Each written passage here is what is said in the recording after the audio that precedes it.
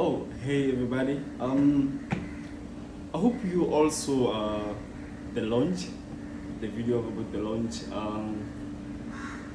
I think that was one of the hardest videos that I had to do and had to say because it was so conflicting for me, and I'll be straightforward about it because I know this could be used against me because it may feel insensitive because I'm here talking about having left the relationship.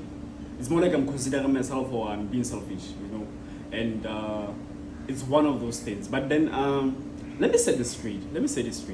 Why I'm saying I think the birth of, like, in as much as you don't have to cheat as a man, but having cheated has saved me because it has made me aware of things that I was not aware of.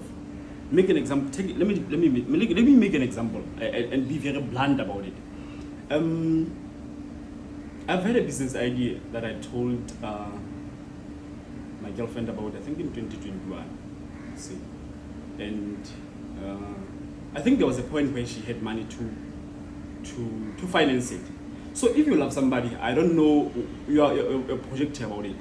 If you love somebody and believe in them, I don't know if you want them to fight things for themselves or what it is, but for me, maybe we can help them. Where am I going with this?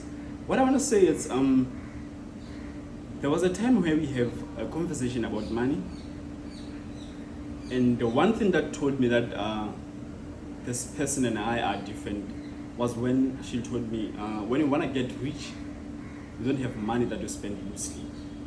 Then I looked at myself, how much I spend on her. Then I saw like, oh, this is why I'm not rich.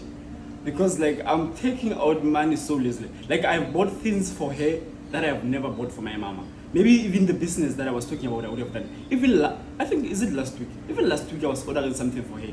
Then I remember that I think 3 weeks back, I had asked her to buy me a belt that cost 2 times less than what I was buying for her. Then I stopped the order and I diverted it to him for me. Like, that's one thing. And what I'm saying is, if I had went on marrying this person who I felt so pressured to marry, I don't know, you'll make the conclusion from there. Okay, the one thing that I wanted to talk about was the issue of, I talked about finances, guys. I really need money. Like now it's in the morning. I'm at some guy's room. I came here for them to take a picture of me. I mean, this video that you're seeing. And one of them is studying for exams.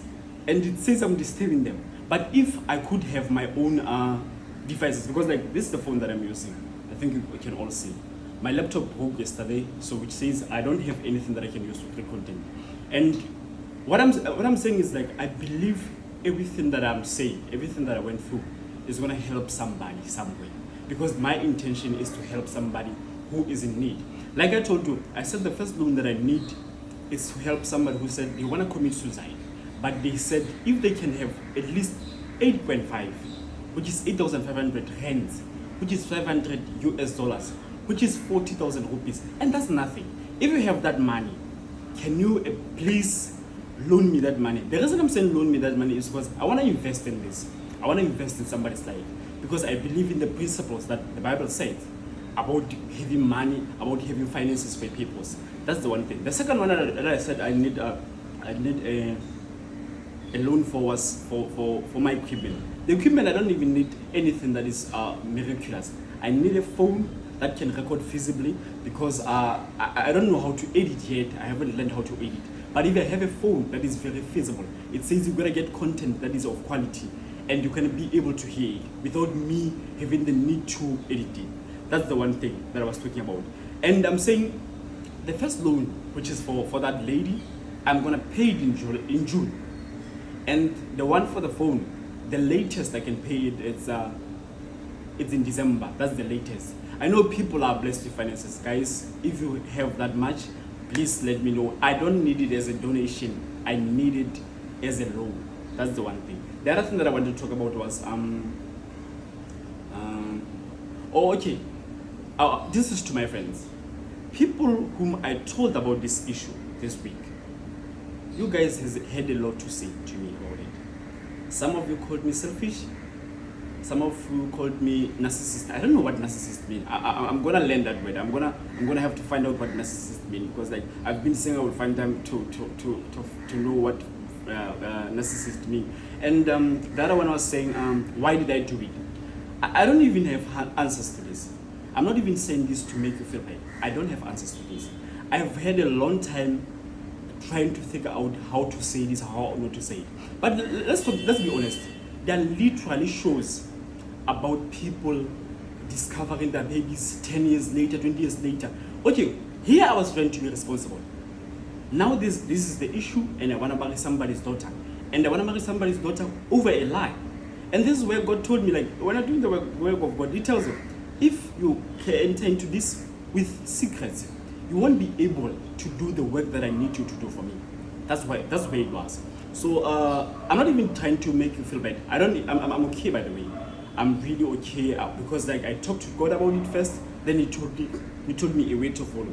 And the yesterday's videos, the launch one actually, which is the one that you're gonna see, was hard for me to record.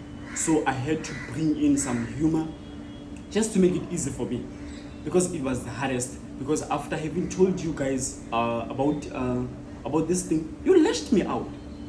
And I was so mad, I even felt like I was taking those screenshots and calling out your names, like, you Mpoyo said this to me and said this to me, you Tabo said this to me, because I was so mad. But God had to prepare me, because He was saying, this is not just about now.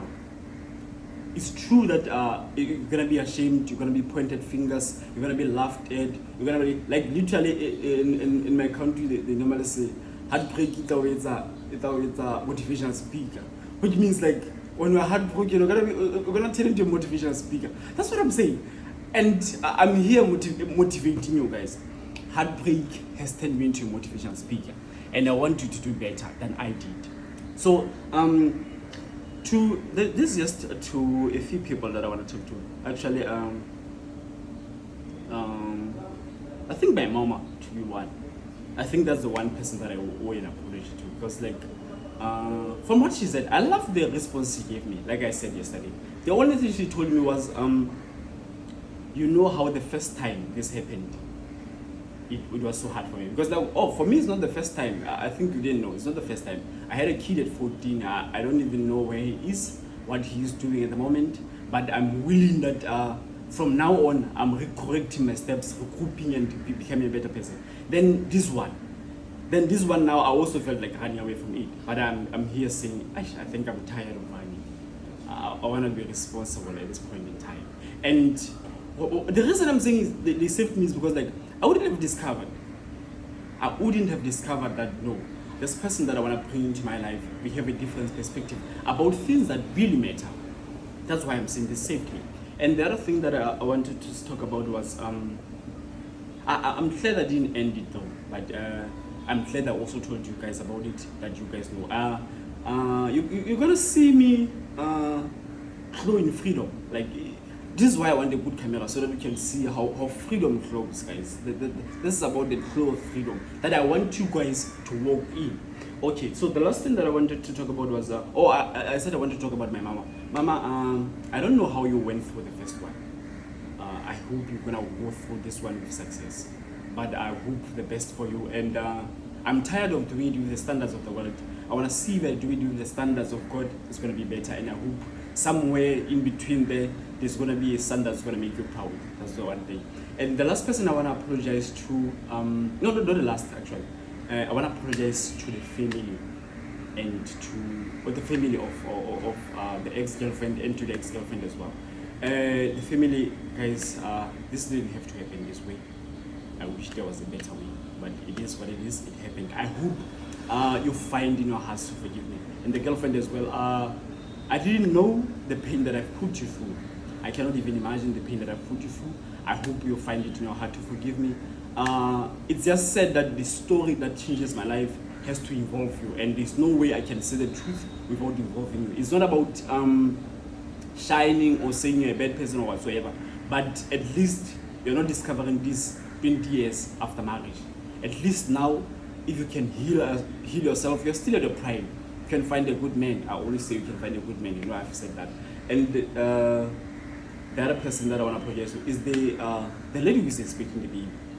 I know you told me I'm selfish. I know I haven't been there. I don't even know how easy it is for you.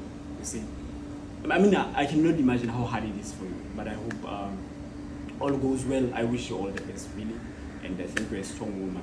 But before, as a servant, before I close this up, I want to read to you from First John, chapter 3, verse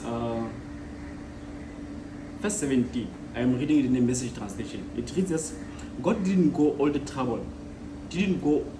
trouble of sending his son merely to a point of accusing finger, telling the world how bad it was. He came to help and to put the world right again. So Jesus didn't come to condemn us, guys. He came to help us to be better. Because on our own, we are reckless. But if you have his spirit, we can do better. So that's what I'm saying. And I hope with these things that I'm saying, it inspires you to have hope and courage to tell your story, to say something. I know when I'm saying tell your story, you're going to think of telling it to people. People have standards and they're going to judge you. And if you're not ready for the judgment, you will kill yourself. I think I'm fortunate that I'm here writing Sophia's Love Letter, which I want to inspire people. And I don't know how many people die without knowing God. I don't know how many people kill themselves. I don't know how many times I've seen people posted on statuses saying, why didn't you talk, bro? And I think the answer to why didn't you talk that you're looking for is here. I talked, people judged me. And what did I have to do? Because I'm here saying, I have a secret that I've kept for you for 7 months. When I come out with that secret, you're there like, what were you thinking? I don't know what I was thinking. But hey, that's not where I'm at. Guys, I'm not really that mad at you now. I think you can see that I'm not that mad at you now. I love you so much, but God loves you more. Thank you.